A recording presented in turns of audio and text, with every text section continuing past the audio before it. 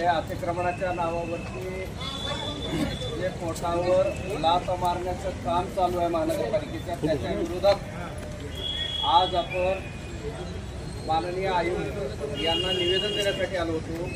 आमचं म्हणणं असं आहे की त्यांची सुद्धा तुम्ही चौकशी करून त्यांना सुद्धा ते परवाने द्या आणि बोलायचाच व्यवसाय करू, अशी आपली मागणी आहे।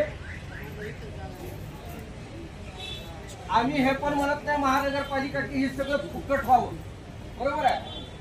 नाही, त्या हलकट लोकांना तुम्ही पैसे देताय, देता का नाही? किती लोक देता, हात वर करा, व्हिडिओ घ्या। आम्ही जरा हातवरी